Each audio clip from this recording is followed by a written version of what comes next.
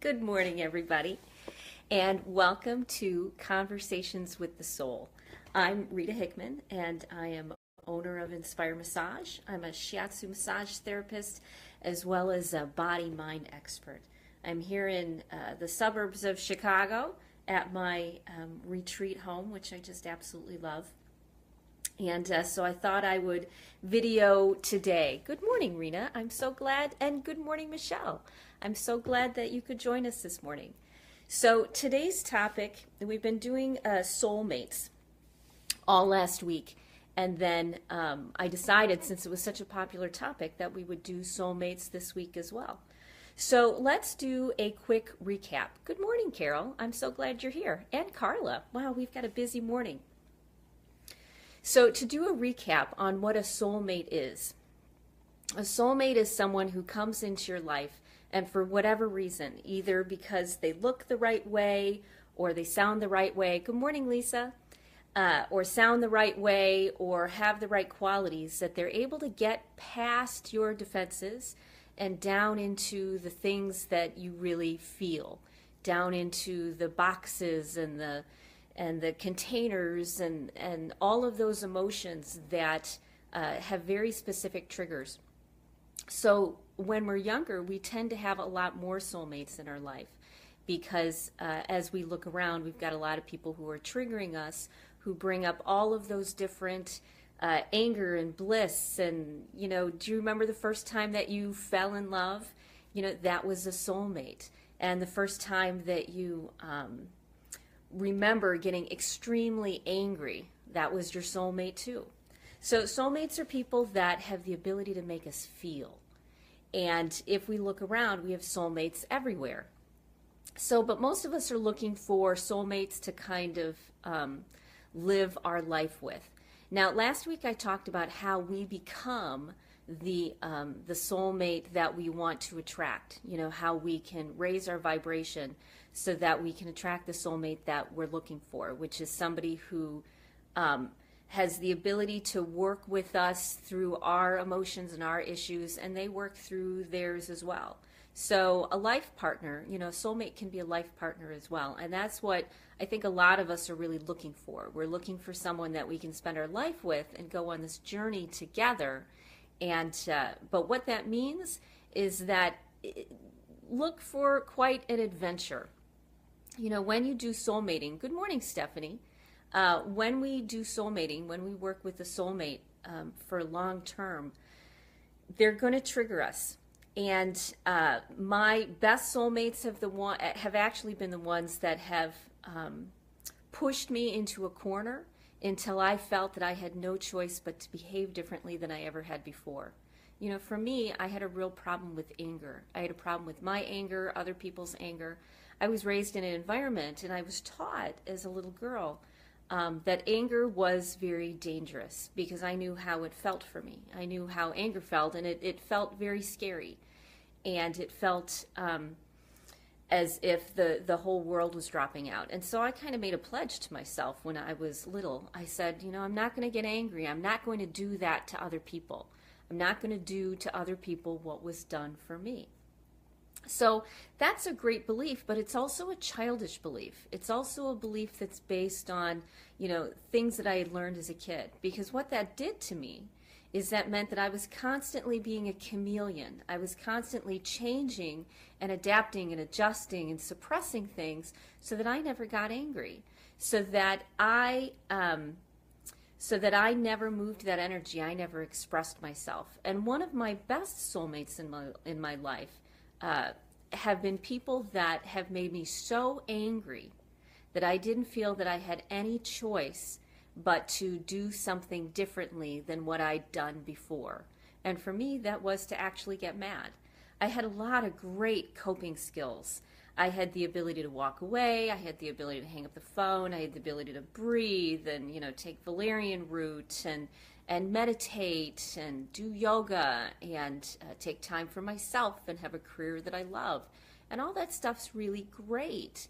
But until we find somebody that's able to get underneath, good morning, Ro, until we find somebody who's able to get underneath all of those all of those defenses that we have and coping skills that we developed. You know, as a kid, I developed amazing coping skills. The problem is because I was taking all of that emotion and suppressing it, it meant that it came out in health issues. Now, for some people, you know, those health issues will end up being chronic, especially if we had a lot of stress when we were kids.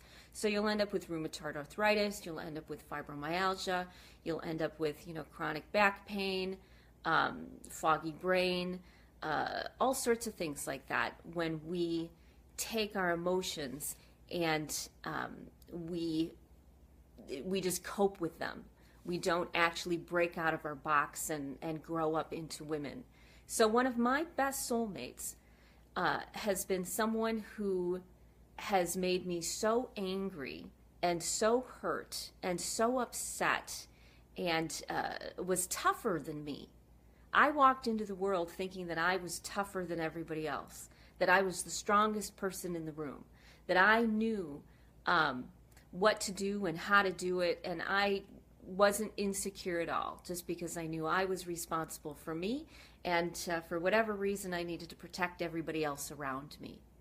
And only when I found people who could challenge that, who could push me out of my comfort zone because they affected me so strongly, made me so angry, was I able to, my coping skills didn't work anymore. And I had to start to learn about anger and start to learn about fighting. And so for me, and I'm sure for a lot of women out there, anger was a big deal. Good morning, Liz. Anger was a big deal. And I didn't think that true soulmates were ever supposed to fight. You know, that true soulmates were, they were supposed to get along, they were supposed to understand one another and be supportive, as well as take us to these, you know, heights of bliss and wisdom and you complete me and all the great romance novels. It's a great economic model because then it keeps us, you know, in this fantasy of how smooth everything's supposed to go. And if we don't grow up in a healthy family situation, and a lot of us didn't, you know, we determine what a healthy relationship looks like based on the media, based on, you know, the romance novels that we read. So we have an incomplete understanding of what love and soulmates actually look like. So soulmates trigger you, and the closer that they are, the more they mean to you, the bigger that they trigger you. And so will you fight? Well, a lot of times you do. Soulmates can have the biggest, most crazy, psycho sorts of fights that are out there. As long as you're in a place where you don't feel as if you're being victimized, as if you don't feel completely out of control and trapped, you know, that this is your choice, you're choosing to walk this path with this person, and you are capable of handling, you know, the back blow. As long as you're able to do that, then when you have a soulmate, the fights can be huge because they're the deepest fears, they're the deepest worries and anxieties that you've carried throughout your whole life. And this person, good morning, PJ, and this person had the ability to sneak past all of your defenses and bring that up. So if you've been taking emotions, yes, the big difference is choice. You know, a lot of times we fall into soulmate relationships and they blindside us and we didn't expect them. We weren't looking for them. We were just walking down the street and suddenly somebody's emotionally affecting us. We weren't paying attention. And those dynamics can be huge. Of course, there's the big dynamic at the beginning, which is, you know, where you trigger each other's fantasies about what a relationship could look like. You trigger each other's deep fears, and they're, you know, and we look at each other and project on each other as if we are the perfect person. So we fall in love with an idea. We fall in love with a metaphor, with what this person represents. Because how can we even know this person? How can we even really know all the different aspects of them, their shadow sides, their fears, their issues? We know ourselves, But when we meet a soulmate, we don't always know everything about them. And so we project onto them these big dreams and fantasies of how it's supposed to go.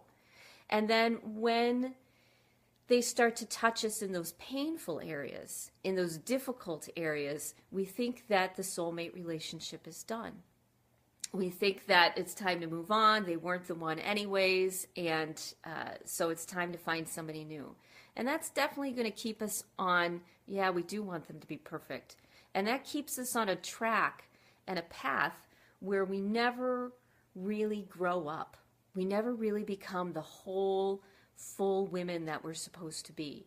So soulmates help us reclaim those parts of ourselves that we've denied or ignored or pushed away.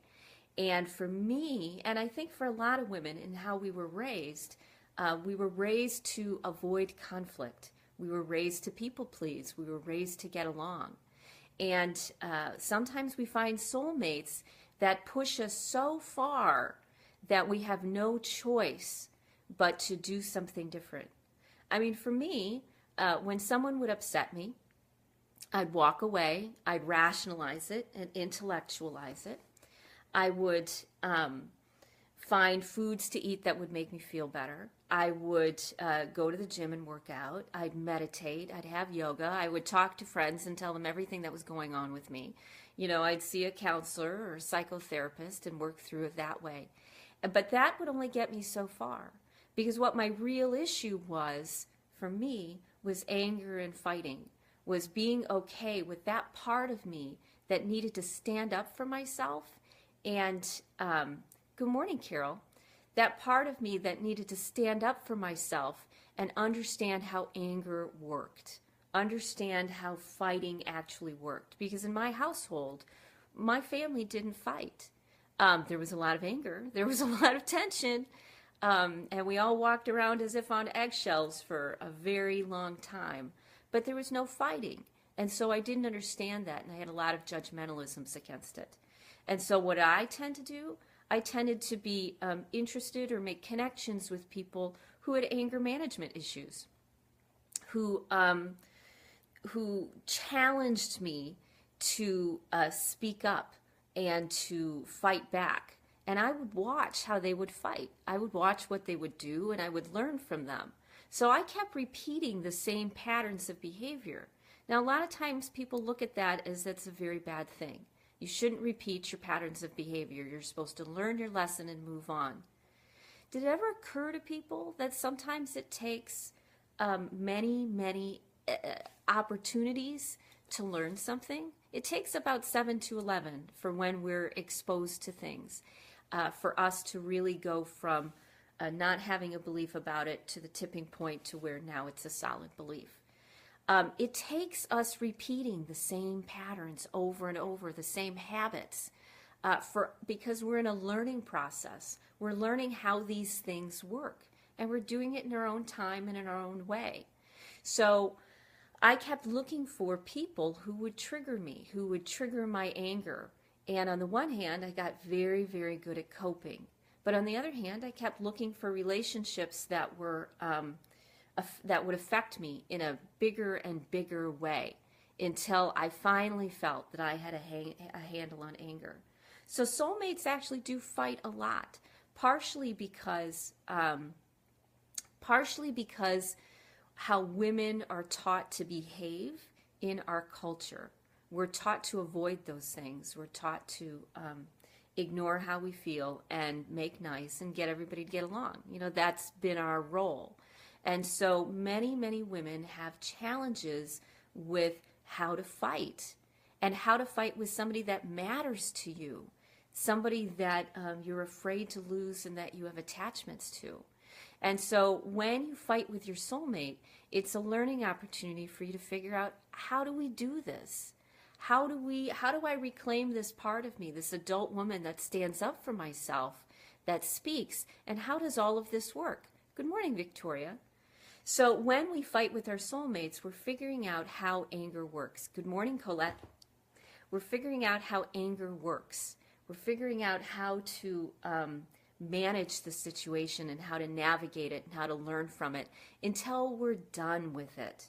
So if you're in the middle of a knockdown, drag out, completely stressful fight, and it's safe, it's not an unsafe place. You've got resources. It's an emotional, emotionally challenging. That tells you how much work you have to do around that area and how much work the other person has to do around it too. That you both have a lot to learn about anger and how fighting works and how adults actually fight.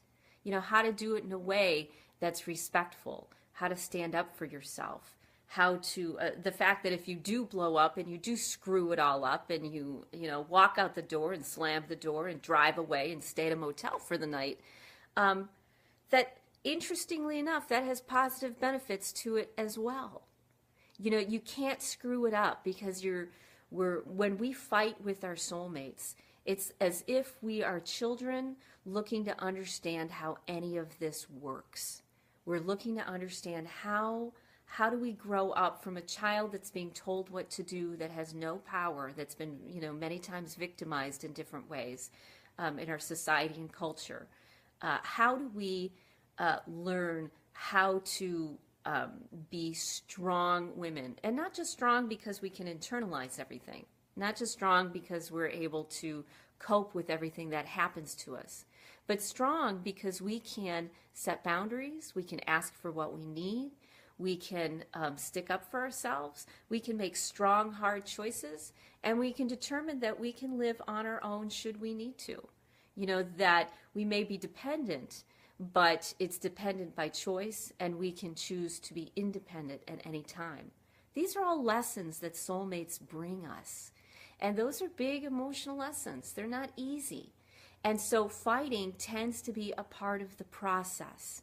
And it looks big and scary because it reminds you of all the times that big, scary people had a fight with you.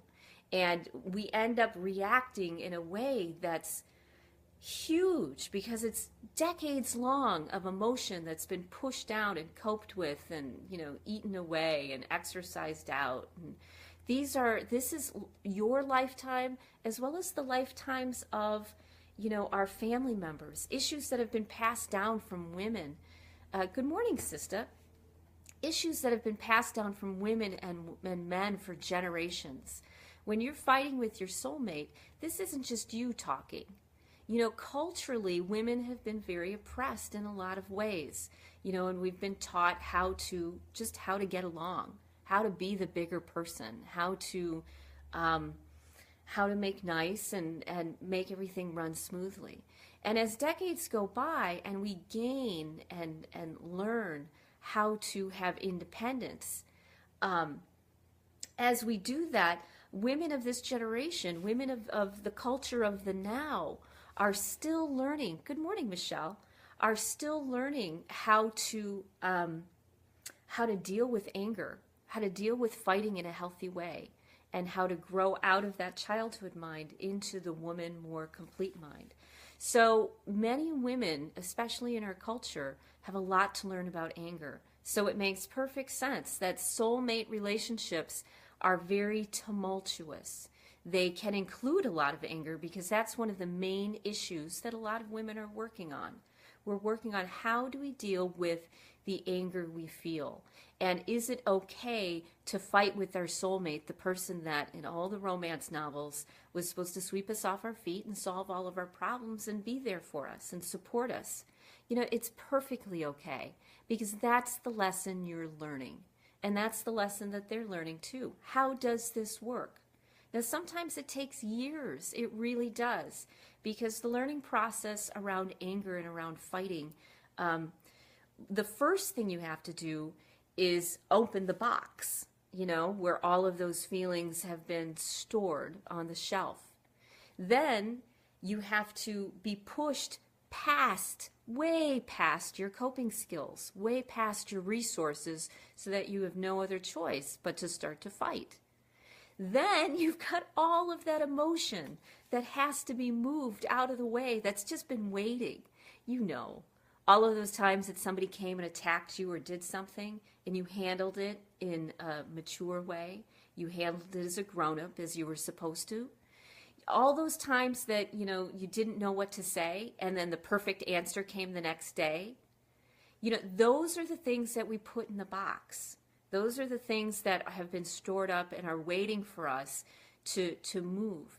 And so soulmates open that box, and now we've got all of these emotions, all of the things that we meant to say that we never said from our past that need to come out and need to be moved.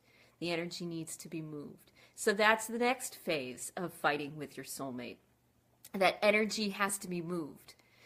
Then to the point where you move it in ways that you never considered.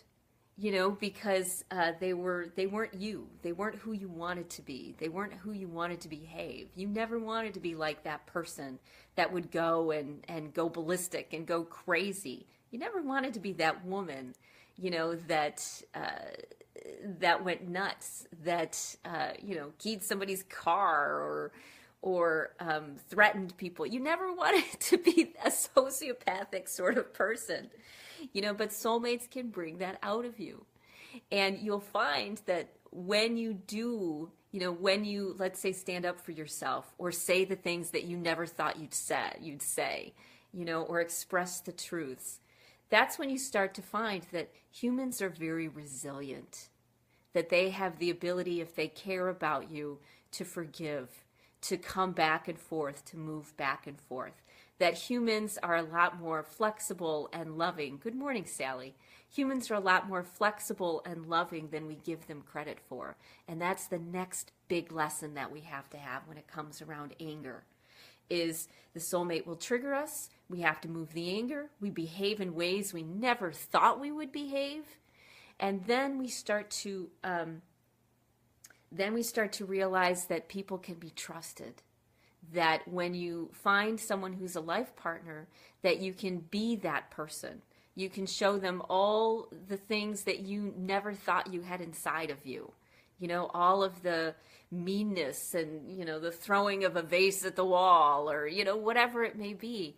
Behaving in ways that you didn't expect, that you might even be ashamed of, that you don't even like about yourself. You can't believe you became so crazy and out of control. You find that people are a lot more forgiving than you ever, ever, ever expected. How else would, there are many women who are very comfortable with their anger. Good morning, Dawn. Nice to see you. There are a lot of women who are very comfortable with their anger. And I know for me, I would look at them and be like, how have they survived this long? How has somebody not, run them over with a truck? How has somebody not, pushed them off a cliff? How has this not happened? How can these women have this level of expression of anger and meanness and intolerance? How can they do that and still have wonderful relationships? It's because these women have discovered that many people are very kind. And also people react in different ways that you expect. One of the reasons I never expressed my anger is because I thought, oh my gosh, if I open this door, do you know what this person can say to me? All the things that I've done wrong, all the mistakes I've made, all the problems that I've caused. I certainly don't want to say anything because that puts a big giant target on my back, because who am I to get mad? Who am I to be frustrated with somebody else? My life isn't that bad. I have a wonderful life. They're not that bad. Why should I get angry and frustrated? Soulmates push us into that level where we behave in ways that are not good relationship skills. And the lesson that we learned, that I learned, is that humans can handle it. We can figure these things out. That when one person is angry, the other person, might be angry too. But it's a process of learning this dance. And a lot of times if you express how you feel, it plants a seed in the other person's head. And that seed will start to grow. It may take a while. But the seed that you planted in anger, saying the things that you never thought that you'd ever say, behaving in the way you never thought you'd ever behave, that seed is planted. And that person, now their subconscious starts looking around for things to validate that new idea, that new belief that you planted in their head when they were most open, when they were most vulnerable, about how to treat women, about how to treat each other, about how to be more aware to how we affect other people, to the consequences of our actions. You know, women tend to be hyper aware of that, hyper aware of those sorts of things. And we tend to then pick relationships with people who are more self-absorbed, who are narcissistic, who think of themselves first and foremost all the time. And these may be very good people. They were just people that were raised differently than us, who had a different mindset. And so we start to find when we do fight, when we do say things, it causes change. We're a catalyst for change as well. Not just our soulmate that's come into our life to help us change and help us grow. When we start to be authentic in that way, even in the ways that we don't like about ourselves, it helps the other person grow as well. So in our culture, soulmates, yeah, do include fighting. They do include sometimes the biggest, meanest, nastiest arguments you've ever seen. As I said, as long as you're in a safe place and you've got your resources and you feel good, then go through the process. Go through that hell and the sleepless nights and the worry and the how will this turn out, and watch the human dynamic. Watch how when people care about each other, that life is a lot bigger than we ever expected and a lot more complex and interesting than we ever believed. And when we get to that point where we can let ourselves be exactly who we are, and we can help someone else be exactly who they are, and work it through and grow and evolve, that's when you create those lifelong soulmate relationships. Because now you both have affected each other, have shaped each other into the high quality relationship. You know, you probably aren't ready for it, and they aren't either. You know, relationships are not a high priority, you know, in our culture to teach men and women on how to do this. And so through the fighting and through the arguing is how you both evolve and become the people that you want to be and develop the relationship that you want to have. And then you're able to focus on those really great experiences and minimize the ones which are most painful, because you've already worked through them. You've already dealt with them and cleaned up the misunderstandings. So if you're fighting with your soulmate, don't be too concerned. Find your resources. Decide if this is the journey you want to take, if this is the path you want to take. And if it is, then build yourself up and go for it. And go through these learning experiences, because on the other side, honestly, on the other side is a wholeness and a peace and a love and a bliss and an understanding and a compassion and a oneness and a connection that you never really thought existed, because none of your experiences showed you that.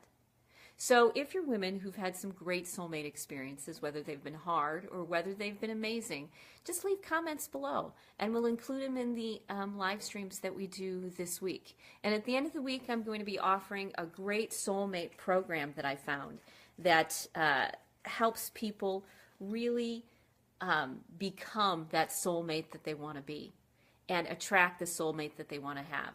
So stay tuned for that, because I'll be launching that near the end of the week. So in the meantime, if you love this, go to inspiremassage.com, sign up for our daily replays and emails, and it keeps us all on track. It keeps us all moving in the right direction. So thank you so much for joining me. I'm really glad you're here, and I will see you tomorrow morning about 8:15, okay? And I don't quite know what the topic will be yet, but it will be on soulmates. And probably how do you survive soulmating. Have a great day. Bye.